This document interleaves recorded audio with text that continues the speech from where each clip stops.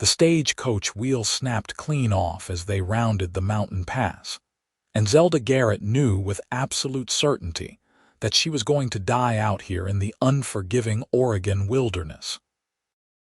The year was 1878, and she had been traveling alone from San Francisco to Portland, carrying nothing but a carpet bag and the last of her money, hoping to start fresh after her father's death had left her penniless and desperate. The other passengers had disembarked at the previous stop, and now it was just her and the driver, who was currently sprawled motionless on the rocky ground 20 feet below where the coach had careened off the narrow trail. She clung to the splintered doorframe as the entire vehicle tipped precariously over the edge, suspended by nothing more than a scraggly pine tree that groaned under the weight. Her fingers were bleeding, torn from gripping the rough wood so tightly, and her arms screamed with the effort of holding herself inside the coach as it swayed with each gust of wind that swept through the Columbia River gorge. The drop below was steep enough that she could barely make out the bottom through the thick canopy of evergreens. She tried to call for help, but her voice came out as barely a whisper, her throat raw from the dust and terror. The November cold bit through her traveling dress, and she realized with growing horror that even if she somehow survived the fall, the freezing night would finish what gravity started. No one knew she was here. No one was coming. The stagecoach company would not realize something was wrong until tomorrow at the earliest, when the coach failed to arrive in Portland. The tree groaned again, a long splintering sound that made her heart stop. She closed her eyes and thought of her father, gone 6 months now, and wondered if she would see him soon. She had given up everything to make this journey, sold every possession she owned to afford the ticket. And for what? To die alone on a mountainside, her body probably never to be found. The irony was not lost on her that she had been running toward hope, toward a new beginning, only to find her end instead. Then she heard it. Hoofbeats. Fast and getting closer. Her eyes snapped open and she tried to call out again, managing only a strangled croak. The coach shifted another inch and she heard the roots of the pine tree tearing free from the rocky soil. This was it. She was out of time. "Hold on, I have got you now." The voice was strong, steady, and came from directly above her. She looked up and saw a man lying flat on his stomach at the edge of the trail, his arm extended down toward her. He wore a worn leather jacket and a dusty brown hat, and his dark eyes were locked on hers with an intensity that somehow made her believe him despite the impossibility of the situation. "I need you to trust me. Can you do that?" Zelda could not find her voice, so she nodded. The coach lurched again, dropping several more inches, and she heard herself make a sound she did not recognize, something between a gasp and a sob. "All right, listen to me carefully," the cowboy said, his voice calm despite the urgency of the moment. "I am going to lower my rope down. When I tell you, you are going to let go with one hand and grab it, not before I say so. Understand?" She nodded again, watching as he pulled a coiled rope from his belt and began fashioning a loop. His hands moved with practiced efficiency, and she found herself focusing on those hands, calloused and scarred, capable hands that looked like they had done hard work for many years. Above him, she could see his horse, a dappled gray with intelligent eyes, standing perfectly still as if it understood the gravity of the situation. "What is your name?" he asked as he worked, and she realized he was trying to keep her focused, keep her from panicking. "Zelda," she managed to whisper. "Zelda Garrett. Zelda. That is a pretty name. I am Yates Lawson. Now, Zelda, I need you to stay calm for just another minute. I have done this before. I am not going to let you fall." The confidence in his voice steadied her, even as the coach groaned and shifted again. He lowered the rope, the loop dangling just inches from her right hand. She stared at it, calculating the distance, knowing she would have only one chance. On three, Yates said. 1, 2, 3. Now, Zelda. She lunged for the rope, her right hand releasing the doorframe and closing around the rough hemp. The coach immediately tilted further without her weight balancing it, and for a terrifying moment, she hung suspended between the rope and the coach, one hand on each. The rope bit into her palm, but she held on with everything she had. Other hand now, Yates commanded. Let go and grab the rope with both hands. I cannot, she gasped. The coach was the only solid thing she knew, even if it was about to plummet into the gorge. The rope felt insubstantial, impossible. Yes, you can. Look at me, Zelda. Look at me. She raised her eyes to his, and what she saw there was not impatience or fear, but absolute certainty. He believed she could do this, and somehow that belief transferred to her. She released the doorframe and grabbed the rope with both hands just as the pine tree gave way completely. The stagecoach plummeted down the mountainside, crashing through branches with a sound like thunder, until finally there was a distant, sickening crunch as it hit bottom. Zelda hung in space, the rope the only thing between her and that same fate. She could not breathe, could not think, could only hold on as Yates began pulling her up. The rope burned her hands as she rose inch by inch, her body scraping against the rocky cliff face. She tried to help by finding footholds, but her legs felt like water, useless and weak. That is it, just a little more, Yates encouraged, and then his hand was gripping her wrist, solid and real, and he was hauling her up onto the trail. She collapsed onto solid ground, her whole body shaking so violently she could not stop it. Yates knelt beside her, his hand on her shoulder, waiting until her breathing began to slow. You are safe now, he said quietly. I have got you. She looked up at him properly for the first time. He was perhaps 26 or 27, with dark brown hair that curled slightly at his collar and a face weathered by sun and wind. There was a scar along his jaw, faint but visible, and his eyes were the color of strong coffee. He was not handsome in a conventional sense, but there was something about his face that made her feel safe, something trustworthy and solid. The driver, she managed to say. He fell. He is down there. Yates's expression grew somber, and he moved to the edge of the trail, looking down to where the driver had landed.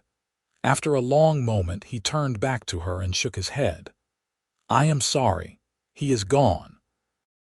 Fresh tears spilled down Zelda's cheeks, though she had not known the driver beyond a brief introduction that morning. He had been a young man, probably no more than 30, with a wife waiting for him somewhere. Now he was dead and she was alive, and she could not understand the randomness of it. Yates returned to her side and gently helped her to her feet. Can you ride? I think so, she said, though in truth she had no idea if her legs would support her. My horse can carry us both to the next way station. It is about 5 miles from here. Do you have any belongings you need from the coach? They are at the bottom of the gorge now, she said, thinking of her carpetbag with her few changes of clothes and her mother's silver locket, the only thing of value she had left. Everything I owned. Yates studied her for a moment, and she saw something flicker in his eyes, sympathy perhaps, or understanding. Then we travel light. Come on before the temperature drops any further. He led her to his horse, a beautiful mare who stood patiently as Yates mounted and then reached down to pull Zelda up behind him. She hesitated, suddenly aware of how improper this was, sitting astride behind a strange man, her arms around his waist. But propriety seemed absurd given that this man had just saved her life. So she wrapped her arms around him and held on as he urged the horse forward at a steady walk. The trail was treacherous, and Zelda understood now why Yates did not push the horse to go faster. One wrong step, and they would all go over the edge. She pressed her face against his back, unable to watch the drop-offs they passed, and focused instead on the solid warmth of him, the steady rhythm of the horse's gait, the smell of leather and pine and something else, something that was distinctly him. "What were you doing out here?" she asked after they had ridden in silence for several minutes. Her voice sounded strange, too loud after the quiet. "I have a ranch about 10 miles north of the trail," Yates replied. "I was heading back from Portland when I heard the crash. Lucky for you, I decided to take the scenic route today instead of the main road." "Lucky for me," she repeated softly. She was not sure she believed in luck anymore, not after everything she had lost, but she could not deny that his timing had been impossibly perfect. "I do not know how to thank you. No need for thanks. Any decent person would have done the same." Zelda was not sure that was true. The world had not been particularly kind to her lately, and she had learned that most people looked out for themselves first. But she did not argue, just held on and tried not to think about how close she had come to dying. The way station appeared as the sun was beginning to set, a rough log building with a barn and corral beside it. Smoke rose from the chimney, and Zelda nearly wept with relief at the sight. Yates dismounted and helped her down, steadying her when her legs threatened to give out. The station keeper, a grizzled man named Cooper, listened with growing alarm as Yates explained what had happened. He immediately sent his teenage son to ride to Portland to report the accident and arrange for someone to retrieve the driver's body. Then he ushered Zelda inside, where his wife, a kind woman with gray hair and worried eyes, immediately took charge. "You poor dear, Mrs." Cooper said, guiding Zelda to a chair by the fire. "You are half frozen. Let me get you something warm to drink." Zelda sat numbly as the woman bustled about, bringing her hot coffee and a thick blanket.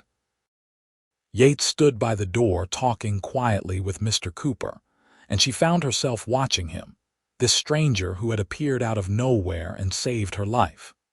He seemed to feel her gaze because he turned and met her eyes, giving her a small nod of reassurance before returning to his conversation. Mrs. Cooper noticed the direction of Zelda's gaze and smiled knowingly. "Yates Lawson is a good man, one of the best around these parts. You were lucky he found you." "I know," Zelda said softly. "I would be dead without him." "What were you doing traveling alone, Mrs.?" Cooper asked, settling into the chair across from her. "If you do not mind me asking."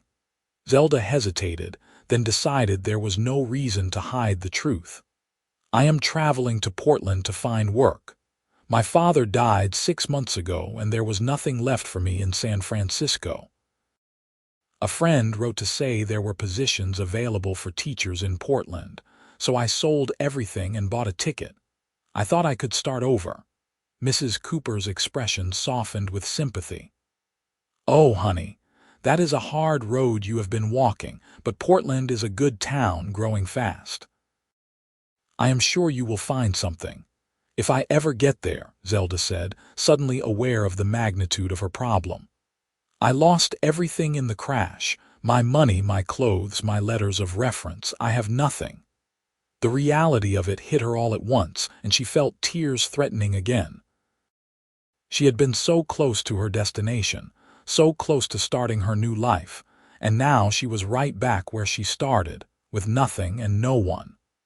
Worse than where she started, actually, because at least in San Francisco she had known people, had a place to stay. Here she was utterly alone. Yates crossed the room and crouched down beside her chair. "Listen to me, Zelda. We will figure this out.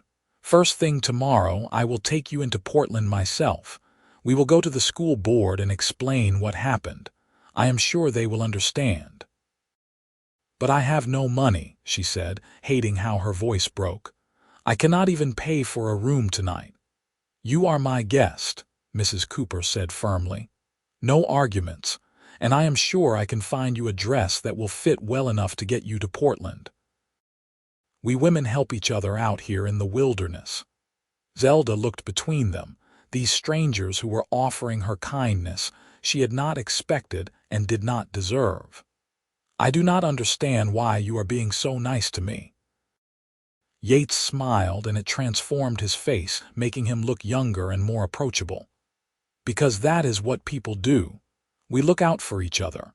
You have had a terrible day, Zelda, but it is going to get better. I promise you that." She wanted to believe him, wanted to let herself hope again, but hope had betrayed her so many times already. Still, as she sat by the fire in borrowed blankets, drinking coffee and listening to the Coopers' chatter about local news, she felt something loosen in her chest, some tight knot of fear beginning to unwind. Yates stayed for dinner, a simple meal of stew and bread that tasted better than anything Zelda could remember eating. He told stories about his ranch, about the cattle he raised and the hired hands who worked for him, about the challenges of building something from nothing in the Oregon Territory. He made it sound like an adventure rather than a hardship, and Zelda found herself drawn into his stories, asking questions, laughing at the funny parts. "How long have you had the ranch?" she asked. "5 years now. I came out here from Missouri after the war. A lot of us did, looking for a fresh start. I homesteaded 160 acres and built it up from there. It has been hard work, but it is mine. No one can take that away from me." There was a fierce pride in his voice, and Zelda understood it. She had never owned anything of her own, had always been dependent first on her father and then on the charity of others. The idea of having something that belonged to her, something she had built with her own hands, was powerfully appealing. "You run it alone?" she asked. "I have 3 hired men who help with the cattle and the heavy work. But yes, mostly it is just me. I have always been more comfortable with animals than people, to be honest." Mrs. Cooper laughed. "Do not let him fool you, dear. Yates Lawson is well liked around here. He just does not like to brag." Yates ducked his head, looking slightly embarrassed, and Zelda found herself smiling. There was something endearing about his modesty, especially after dealing with so many men in San Francisco who could not stop talking about themselves. After dinner, Mrs. Cooper showed Zelda to a small room off the kitchen, apologizing for how simple it was. But to Zelda, who had spent the last few months sleeping in a cramped boarding house room with 2 other women, it seemed like luxury. There was a real bed with clean sheets, a basin for washing, and best of all, privacy. Before she left, Mrs. Cooper pressed a nightgown and a dress into Zelda's hands. "The dress might be a bit big on you, but it will do for tomorrow. There is water in the pitcher if you want to wash up. You try to get some rest now. You have been through an ordeal." Alone in the room, Zelda sat on the edge of the bed and let the tears finally come. She cried for the driver who had died, for her father who was gone, for the life she had left behind and the uncertain future ahead of her.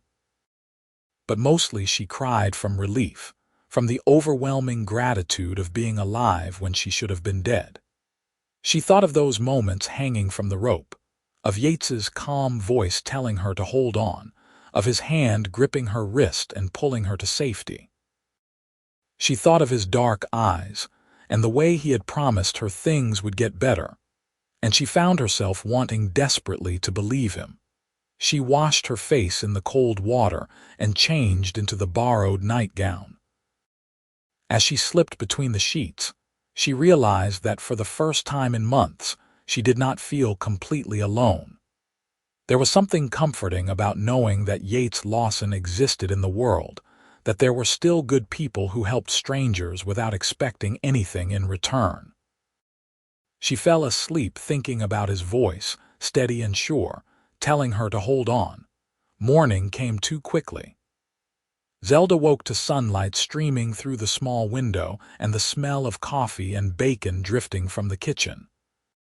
She dressed in the borrowed dress, which was indeed too large but serviceable, and braided her dark hair as best she could without a proper mirror. When she emerged from the room, she found Yates already at the kitchen table, deep in conversation with Mr. Cooper. "There she is, Mrs. Cooper said warmly. "Come sit down and eat something before you head out. It is a good 2-hour ride to Portland." Zelda ate breakfast while trying not to be too obvious about watching Yates. In the morning light, she could see details she had missed the night before.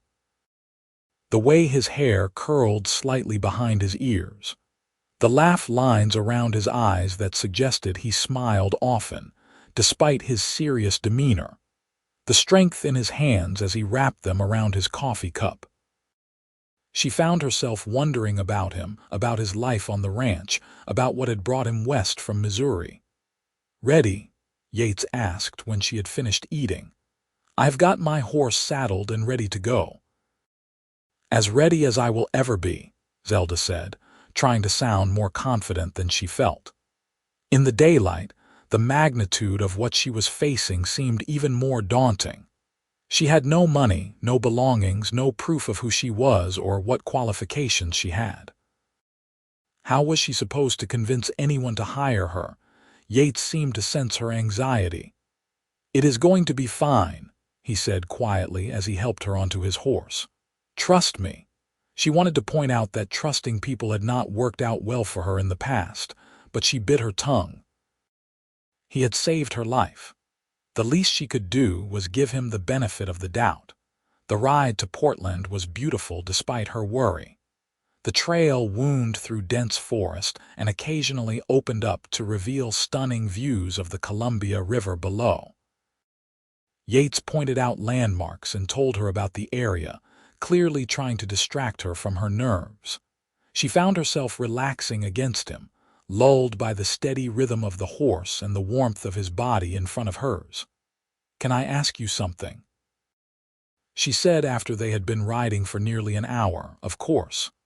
"Why did you really stop to help me yesterday? You could have just kept riding. No one would have known." Yates was quiet for a moment and she felt him take a deep breath. "I would have known," he finally said. "I cannot abide seeing someone in trouble and not doing something about it. My father raised me to believe that we have a responsibility to look out for each other, especially out here where things can go wrong so easily. Besides," he added, and she could hear the smile in his voice, "I am glad I stopped. Otherwise, I never would have met you." The words sent an unexpected warmth through her chest, and she found herself tightening her arms around his waist. "I am glad you stopped too." Portland appeared before them like a promise. The city had grown rapidly in recent years, and Zelda could see new buildings going up everywhere. Yates guided his horse through streets busy with wagons and pedestrians, heading toward the center of town. He seemed to know exactly where he was going, and Zelda realized he must come here often. "The school board offices are on 3rd Street, he explained. "I know the superintendent, Richard Hartley. He is a fair man. If you explain what happened, I think he will listen." "You know everyone, don't you?" Zelda said, feeling a mixture of admiration and envy. She could not imagine having those kinds of connections, that sense of belonging to a community. "Small territory," Yates said with a shrug. "You get to know people whether you want to or not." He tied his horse outside a well-maintained brick building and helped Zelda down. She smoothed the borrowed dress nervously, wishing she looked more presentable, more professional, but there was nothing to be done about it now. The superintendent's office was on the 2nd floor, and Zelda's heart pounded as they climbed the stairs. What if Mr. Hartley did not believe her? What if he thought she was making up the story? What if there were no positions available after all? Yates must have sensed her panic because he caught her hand and squeezed it gently. "Breathe," he said. "Just tell him the truth. That is all you can do." Richard Hartley turned out to be a balding man in his 50s with kind eyes and a warm handshake. He greeted Yates like an old friend and listened intently as Zelda explained her situation, occasionally interrupting to ask clarifying questions. When she finished, He sat back in his chair and regarded her thoughtfully. "That is quite a story, Miss Garrett. I am very sorry for your loss and for the accident. The stagecoach company has been having trouble with that route for months now. I will make sure they hear about this." "Does that mean you believe me?" Zelda asked, not daring to hope. "Yates vouches for you, and that is good enough for me," Hartley said. "As it happens, we do need teachers. The city is growing faster than we can build schools. However," he paused, looking uncomfortable, "I will need some kind of verification of your qualifications. Do you have any way of getting copies of your references from San Francisco?" Zelda's heart sank. "I can write to my friend who sent me the original letter about the positions, but it will take weeks for a response to come back." "I understand that creates a problem for you," Hartley said sympathetically. "You need work now, not in a few weeks." "What if she started as a temporary assistant?" Yates suggested. "Just until her references come through, you could have her help out at one of the schools, see how she does. If the references check out, you make it permanent." Hartley considered this, tapping his fingers on the desk. "That could work. We have a small schoolhouse about 3 miles outside of town that could use help. The teacher there, Miss Patterson, has been managing 40 students on her own. I am sure she would appreciate an assistant. The pay would not be much, just room and board plus a small stipend, but it would be something." "I will take it," Zelda said quickly, relief flooding through her. Thank you so much." "You will start Monday," Hartley said, making a note in his ledger. "Come back here Friday and I will take you out to meet Miss Patterson and see your lodgings. In the meantime, you will need somewhere to stay for the next few days." Zelda's relief evaporated as quickly as it had come. She had not thought about the next few days, had been so focused on getting the job that she had not considered the practical problem of having nowhere to go and no money. "She can stay at my ranch," Yates said, and both Zelda and Hartley turned to stare at him. He shifted uncomfortably under their gaze but did not back down. "I have a spare room. My housekeeper, Mrs. Chen, lives there too, so it would be perfectly proper. It would only be for a few days, just until Friday." "I cannot ask you to do that," Zelda protested, even as part of her desperately wanted to accept. "You have already done so much. You are not asking. I am offering. And before you argue, think about your alternatives. Do you have anywhere else to go?" She did not, and they both knew it. Zelda looked at Hartley, who seemed uncertain about the arrangement but not actively opposed. "I suppose it would solve the immediate problem," he said slowly. "And Mrs. Chen is a respectable woman. I know her from church." "Then it is settled," Yates said with a finality that suggested the matter was closed.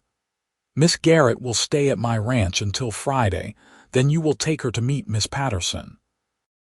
Zelda wanted to argue, wanted to maintain some shred of independence, but she was too tired and too grateful to fight. "Thank you," she said to Yates, meeting his eyes. "I promise I will repay you somehow." "No need," he said, but she saw something flicker across his face, some emotion she could not quite identify. "Come on, let's get you settled." They left Hartley's office and went to a general store where Yates insisted on buying her a few basic necessities. She tried to protest, but he simply ignored her, selecting a simple dress in her size, a warm coat, sturdy boots, and various toiletries. The shopkeeper wrapped everything in brown paper, and Yates paid without flinching at the cost. "I am keeping track of all this," Zelda said as they loaded the packages onto his horse. "Every penny. I will pay you back as soon as I start earning. If it makes you feel better to think that way, fine," Yates said, but she could tell he had no intention of accepting repayment. It frustrated her, this casual generosity, because she had no way to reciprocate. She was in his debt, dependent on his kindness, and she hated feeling so powerless. The ride to his ranch took about 2 hours, heading north from Portland through rolling hills and dense forest. The land gradually opened up into grassland, and Zelda could see cattle grazing in the distance. Then, Yates's ranch came into view, and she caught her breath at the sight of it. It was modest but clearly well maintained. A two-story log house sat at the center, with a large barn, several outbuildings and corrals spreading out around it. Smoke rose from the chimney, and she could see horses in one of the corrals. Mountains rose in the distance, still capped with snow despite the mild weather. It was beautiful in a wild, untamed way that made her heart ache. "Welcome to my home," Yates said, and she heard the pride in his voice. This was his kingdom, built with his own hands, and she could understand why he loved it. A Chinese woman emerged from the house as they rode up, wiping her hands on her apron. She was perhaps 40, with gray streaking her black hair and sharp, intelligent eyes that assessed Zelda in a single glance. "Mrs. Chen, this is Miss Zelda Garrett," Yates said, dismounting and then helping Zelda down. "She is going to be staying in the spare room for a few days. Miss Garrett, this is Mrs. Chen, who keeps me from living like a complete barbarian." Mrs. Chen smiled at that, a quick flash of warmth that softened her stern features. "You bring home strays like always, Yates, but this one looks like she needs a good meal and rest. Come, Miss Garrett, I show you room." Zelda followed Mrs. Chen into the house, leaving Yates to tend to his horse. The interior was surprisingly comfortable, with handmade furniture and colorful rugs scattered across the wooden floors. A large stone fireplace dominated one wall of the main room, and she could see a kitchen through an open doorway. The whole place smelled of wood smoke and something savory cooking. "You have a beautiful home," Zelda said sincerely. "Yates is good man," Mrs. Chen said, leading her up a narrow staircase. "He hire me when my husband die, give me place to live and good wage. Not many men do that for Chinese woman. You are lucky he find you." "I know," Zelda said softly. "I seem to be very lucky when it comes to Yates Lawson." Mrs. Chen showed her to a small but clean room with a real bed, a dresser, and a window that looked out over the grazing land. "You rest now. I call you for dinner." Left alone, Zelda sat on the bed and tried to process everything that had happened in the last 24 hours. She had nearly died. She had been saved by a stranger. She had lost everything and somehow ended up with a job and a temporary place to stay. Her life had been completely upended, and yet sitting here in this quiet room, watching the sunlight slant through the window, she felt an unexpected sense of peace. Dinner that evening was an interesting affair. Yates's 3 hired hands joined them, rough men with weathered faces who treated Zelda with polite curiosity. They asked her questions about San Francisco and about her plans in Portland, and she found herself relaxing as the meal progressed. Mrs. Chen had made a delicious stew with fresh bread, and Zelda ate more than she had in months. After dinner, Yates offered to show her around the ranch. They walked through the cooling evening air, and he pointed out various features, explaining his plans for expansion, the challenges he faced with the cattle, his hopes for the future. Zelda listened, fascinated by his passion for this place, the way his whole face lit up when he talked about it. "You really love it here," she observed as they leaned against a corral fence, watching the horses mill about in the dusk. "I do," Yates admitted. "I know it is not much compared to city life, but it is mine. Every fence post, every building, every acre. I built this with my own hands, and no one can take that away from me." "It is more than most people ever have," Zelda said. "You should be proud." They stood in comfortable silence for a while, and Zelda found herself very aware of his presence beside her. He was not touching her, but she could feel the warmth radiating from him, could smell leather and soap and something indefinably masculine. It made her feel things she had not felt in a long time, things she had thought she had given up on. "Can I ask you something?" Yates said, breaking the silence. "What made you decide to come west? It is a hard journey for anyone, but especially for a woman alone." Zelda considered how much to tell him, but after everything he had done for her, he deserved the truth. "My father was a professor in San Francisco. When he died, I discovered he had been deeply in debt.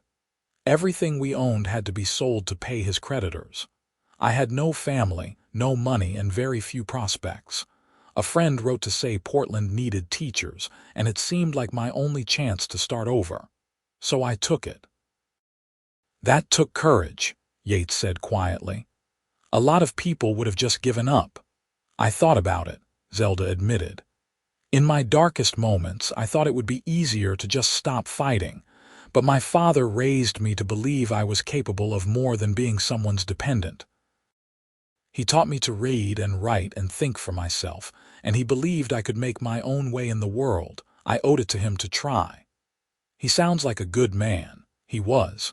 Impractical and terrible with money, but good." She smiled at the memory, even though it hurt. "He used to tell me that the world was full of possibilities for those brave enough to seize them. I am trying to be that brave." Yates turned to face her fully, and in the fading light his eyes were very dark and very serious. "You are brave, Zelda. Maybe the bravest person I have met." The intensity of his gaze made her breath catch. She wanted to look away but found she could not, held by something in his expression that made her heart race. For a moment she thought he might kiss her, and she realized with surprise that she wanted him to.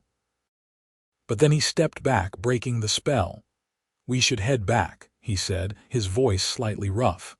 "It gets cold out here once the sun sets." Zelda followed him back to the house, her mind spinning. What was happening between them? She had known him for barely a day, and yet she felt more connected to him than to people she had known for years. Was it just gratitude making her feel this way? Or was it something more? That night, lying in the comfortable bed in Yates's guest room, Zelda stared at the ceiling and tried to sort through her feelings. She was attracted to him. There was no denying that. But attraction was dangerous, especially for a woman in her position. She had nothing to offer him, no dowry, no family connections, no security. She was a charity case dependent on his kindness, and letting herself develop feelings for him would only complicate an already complicated situation. And yet when she closed her eyes, she saw his face, felt his hand gripping her wrist, pulling her to safety, heard his voice promising her that everything would be all right. He had saved her life, and now he was saving it again in a different way, by giving her time and space to figure out her next steps. How was she supposed to not fall for a man like that? The next few days fell into a comfortable rhythm. Zelda helped Mrs. Chen with household tasks, grateful for something to do besides worry about her future. She learned that Mrs. Chen's husband had worked for Yates until his death from pneumonia 2 years earlier, and that Yates had not only paid for the funeral, but had immediately offered Mrs. Chen permanent employment and lodging. It confirmed what Zelda already suspected. Yates Lawson was a genuinely good man. Something she was learning was rare in the world. Yates was busy with ranch work during the days, but in the evenings he would find time to talk with Zelda.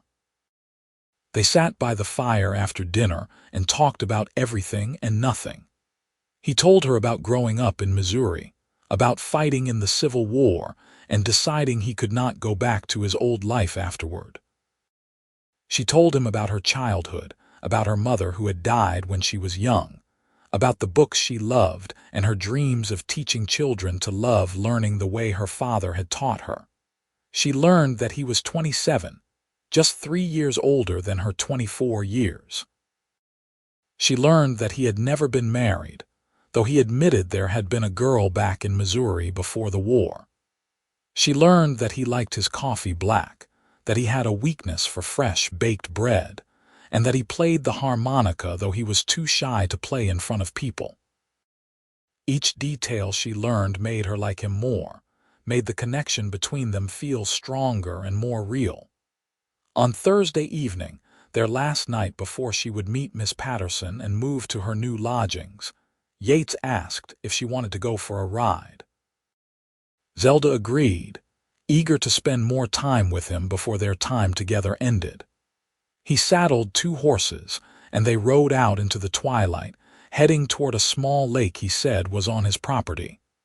The lake was beautiful, surrounded by pine trees and reflecting the darkening sky like a mirror. They dismounted and walked along the shore, the only sounds the gentle lap of water and the evening calls of birds settling in for the night.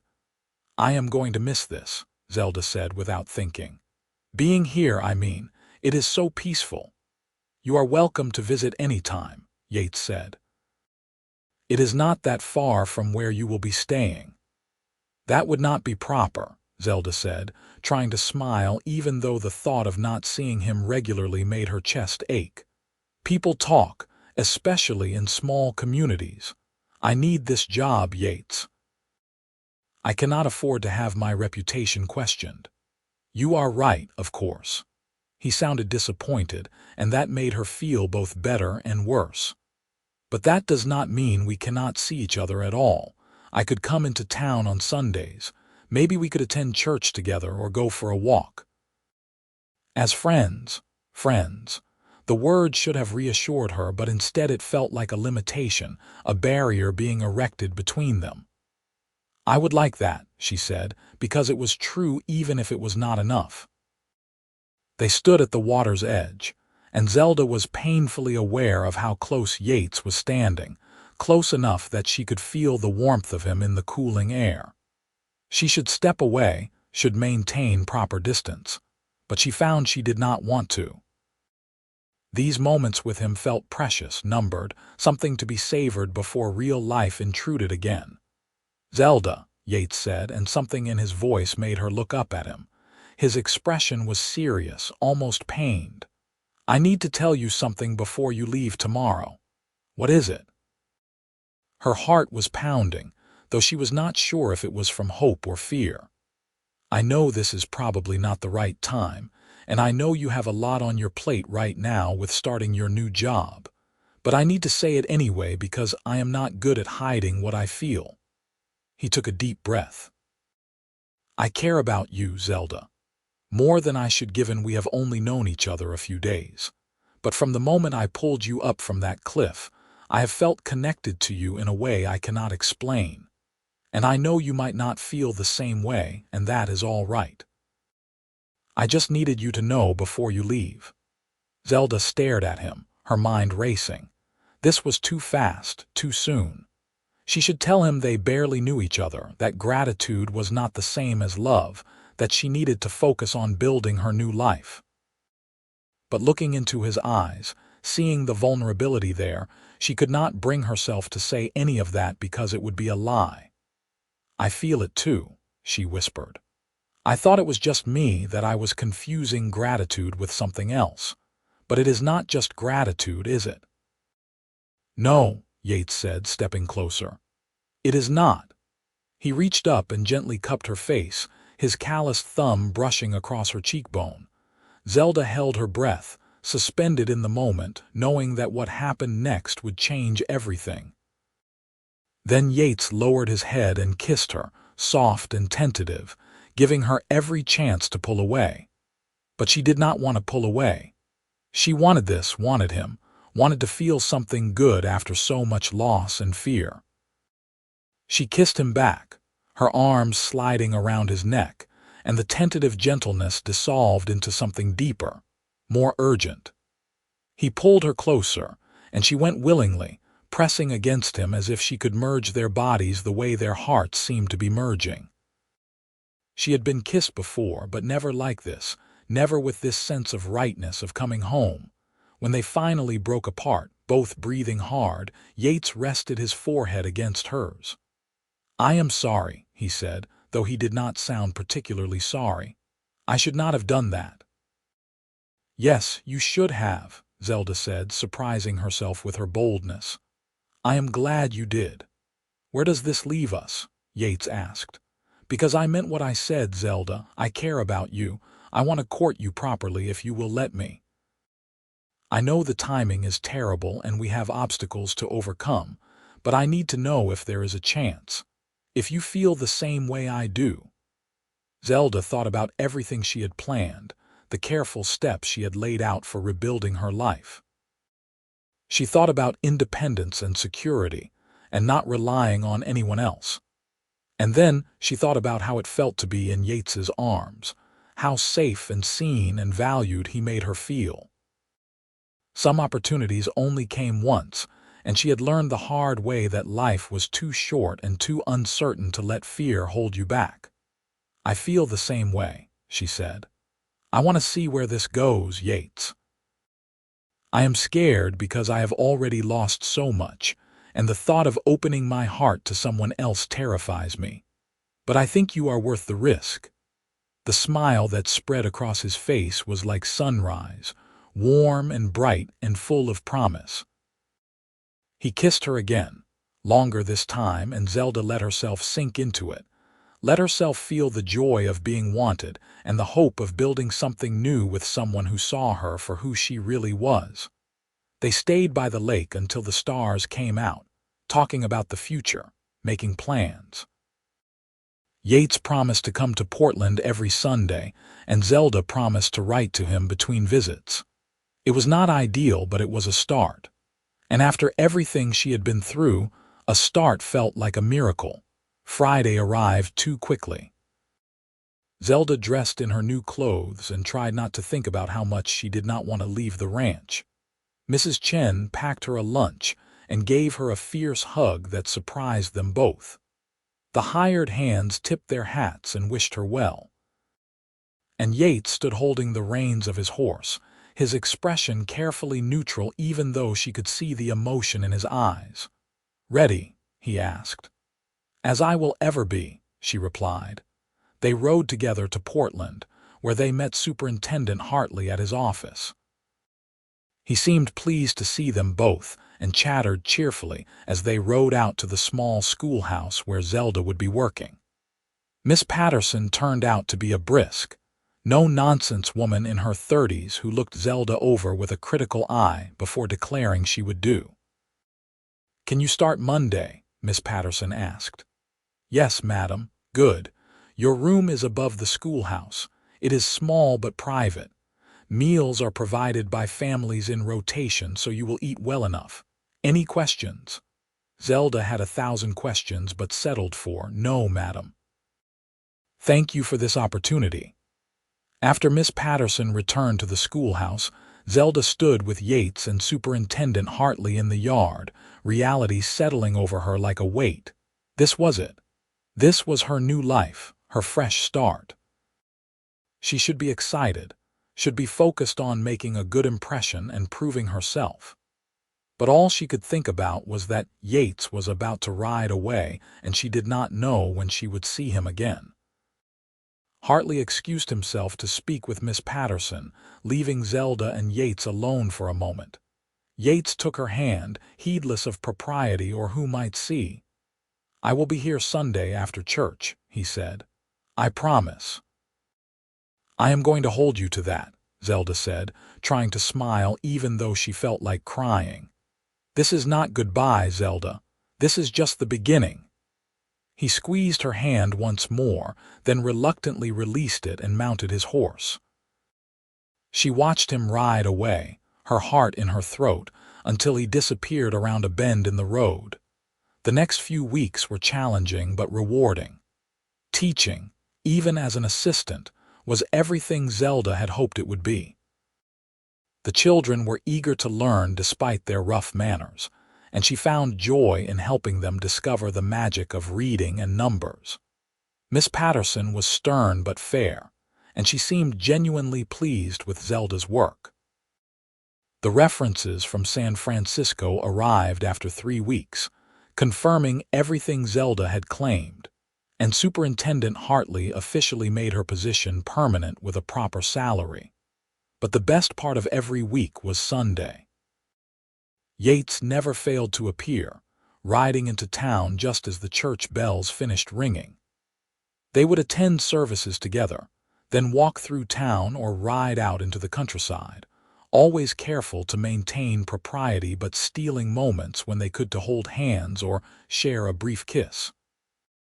They talked about everything, learning each other in the slow, careful way of people who understood that what they were building needed a strong foundation.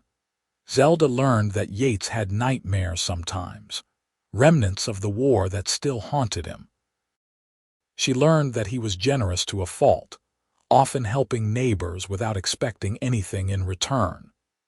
She learned that he wanted children someday, a house full of them, and that he dreamed of expanding his ranch until it was something he could pass down to future generations. Yates learned that Zelda was stubborn and independent, fiercely determined to make her own way in the world. He learned that she had a wicked sense of humor that she usually kept hidden behind propriety.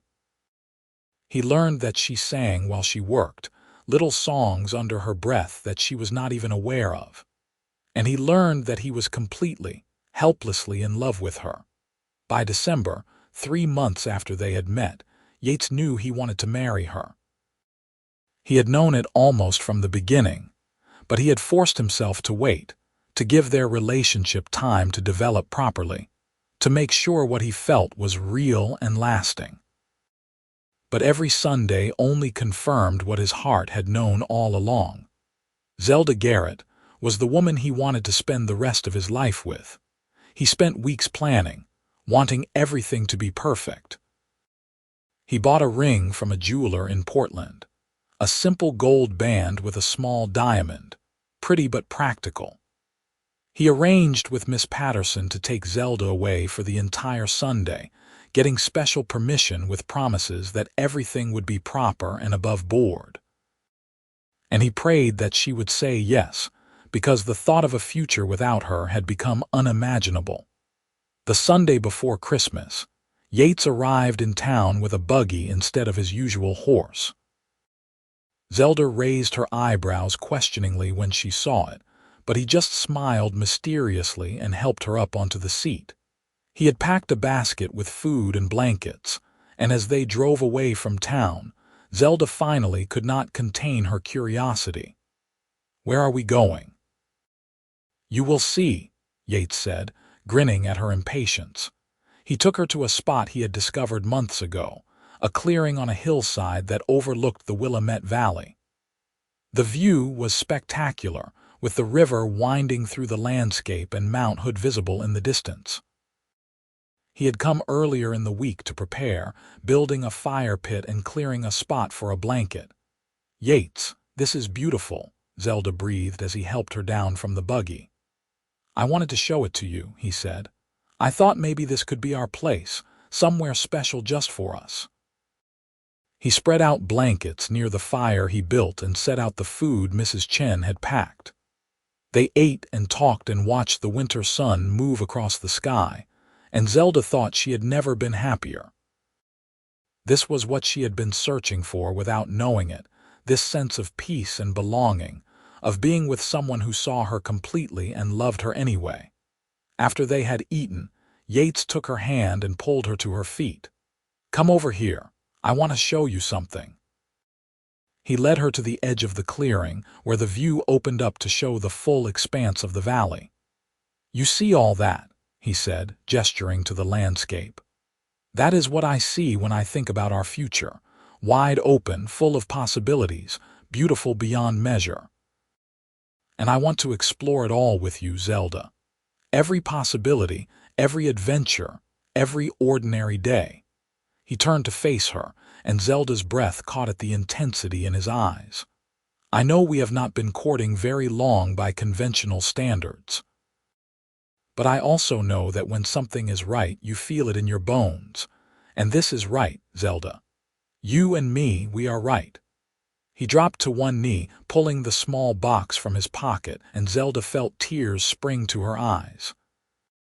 Zelda Garrett, you are the bravest, smartest, most beautiful woman I have ever known. You make me want to be a better man. You make me believe in the future. Will you marry me? Will you be my wife and let me spend the rest of my life making you happy? Zelda could barely see him through her tears.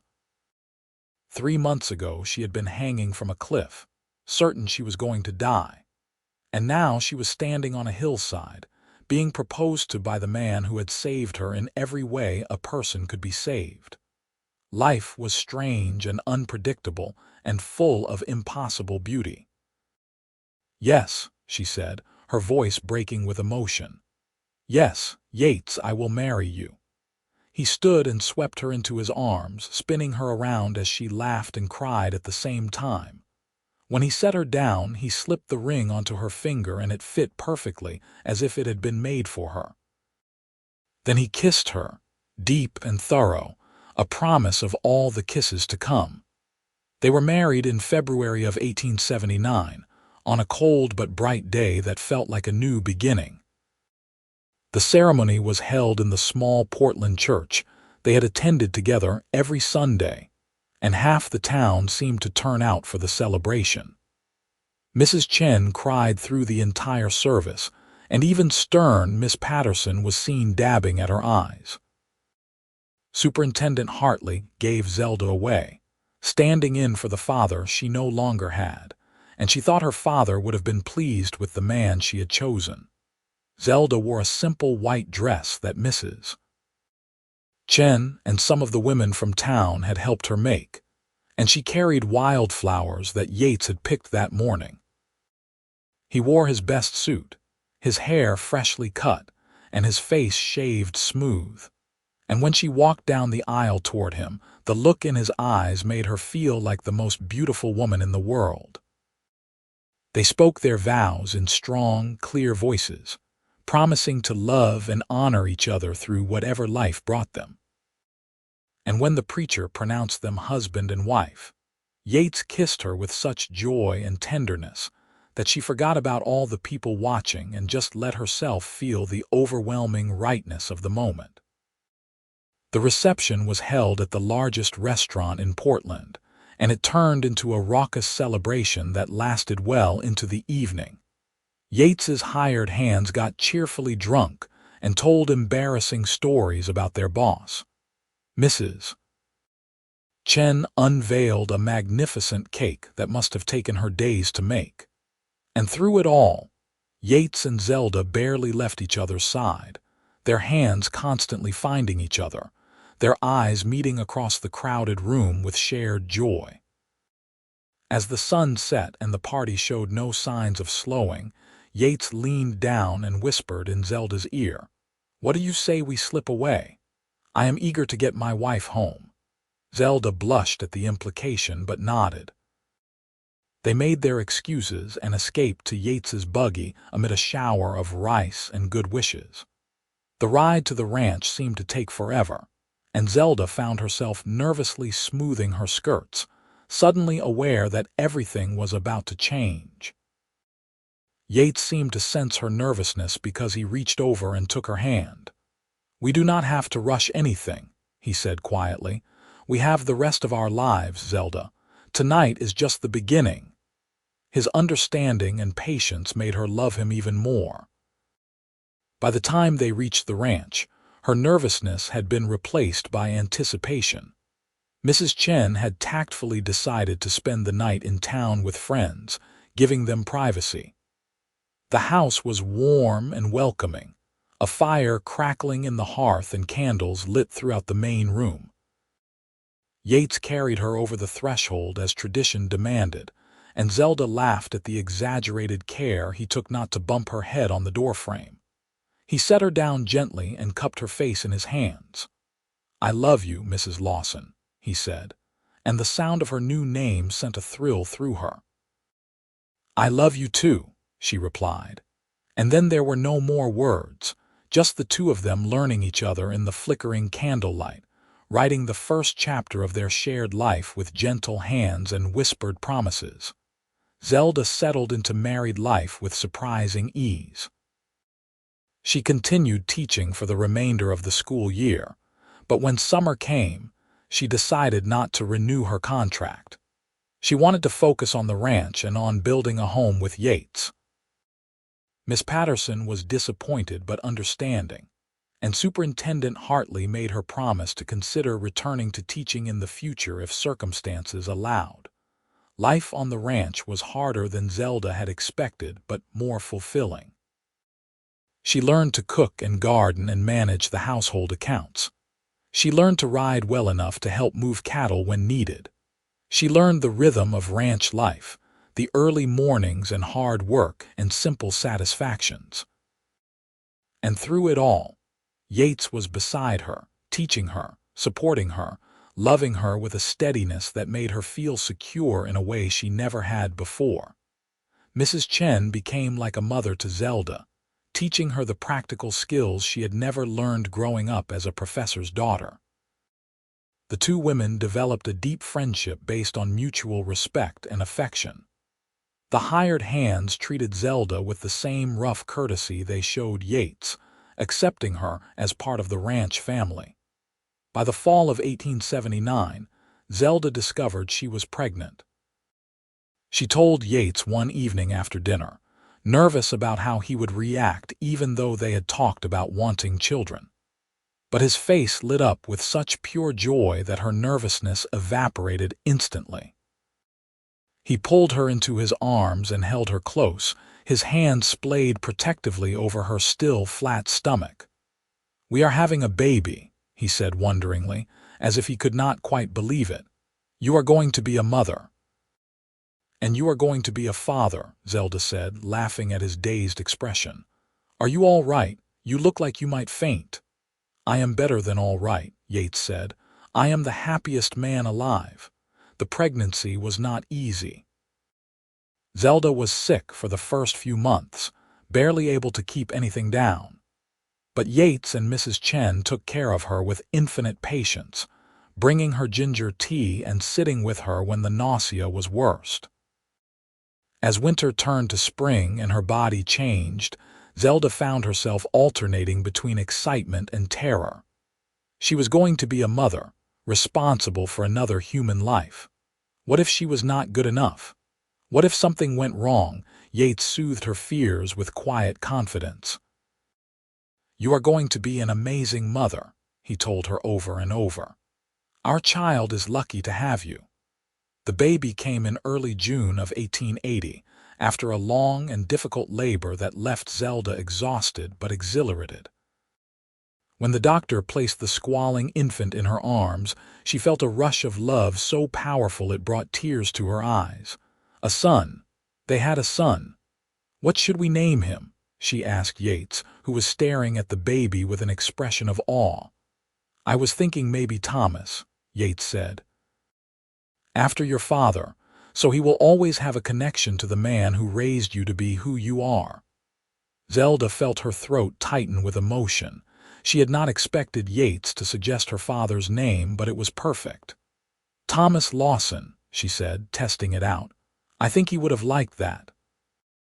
Thomas was a good baby, healthy and curious about the world around him. Watching Yates with their son made Zelda fall in love with her husband all over again. He was a natural father, patient and gentle but firm when needed. He sang to Thomas in a low, rumbling voice that never failed to make the baby smile. He built a cradle with his own hands, sanding it smooth so there would be no splinters. And he looked at his son with such fierce love and pride that Zelda sometimes had to look away, overwhelmed by the depth of emotion. The years passed quickly, full of hard work and simple joys. Thomas grew into a bright, energetic boy who followed his father everywhere, asking endless questions about the ranch and the animals. In 1882, Zelda gave birth to a daughter they named Sarah, after Yates's mother. And in 1885, another daughter arrived, Catherine, completing their family. The ranch prospered under Yates's careful management. He expanded the herd and bought more land, gradually building the legacy he had dreamed of. Zelda started teaching again, holding classes for the children of neighboring ranchers in their home 3 days a week. She found she could balance motherhood and teaching, and both pursuits enriched her life in different ways. On Sunday afternoons, when the work was done and the children were playing in the yard, Yates and Zelda would sometimes steal away to sit on the porch together, watching the sun set over the land they had built their life on. They would hold hands and talk about the week past and the week to come, about their hopes for their children, about the ordinary miracles of their daily life. "Do you ever think about that day on the cliff?" Yates asked one evening as they watched Thomas teach his sisters how to skip stones in the creek. "Sometimes," Zelda admitted. "I think about how close I came to dying, how different everything would be if you had not been on that trail at exactly the right moment." "I think about it too," Yates said. "I think about how lucky I was to find you. My life felt complete before, or at least I thought it did. But you and the children, you have made it fuller than I ever imagined it could be." Zelda leaned her head on his shoulder, contentment settling over her like a warm blanket. "I had given up all hope that day," she said quietly. "I was certain I was going to die. And then you appeared and told me to hold on, that you had me. And you did. You have had me ever since." "And I always will," Yates promised, pressing a kiss to her temple. "For as long as we both shall live." As the sun dipped below the horizon and their children's laughter rang out across the ranch, Zelda closed her eyes and thought about the journey that had brought her here. She had lost everything and nearly lost her life. She had been broken and desperate and alone. But out of that darkness had come this light, this family, this love that grew stronger with each passing year. She thought about the young woman hanging from that cliff, terrified and hopeless, and wished she could tell her that everything was going to be all right. That the cowboy who appeared out of nowhere was going to save her in more ways than one. That the worst day of her life was going to lead to all the best days, to a happiness she had never dared to dream possible. Years later, when Zelda was an old woman with silver hair and laugh lines etched deep around her eyes, she would sit on that same porch and watch her grandchildren play in the yard where their parents had played before them. Yates would be beside her, his hair white and his hands gnarled with arthritis, but his love for her as strong as ever. And she would take his hand, rough and familiar, and think about that moment on the cliff when he had told her to hold on. She had held on. They both had. Through good years and hard years, through joy and sorrow, through all the ordinary moments that make up a life, they had held on to each other, and that had made all the difference. Thomas grew up to take over the ranch, running it with the same care and dedication his father had shown. He married a teacher from Portland, a woman who reminded everyone of Zelda in her younger days, and they filled the ranch house with children and laughter. Sarah became a doctor, one of the first women to practice medicine in Oregon, driven by the same determination her mother had shown. Catherine married a rancher from a neighboring property, and the two families remained close, their children growing up together the way Zelda and Yates had always hoped. On their 50th wedding anniversary, in 1929, the whole family gathered at the ranch for a celebration.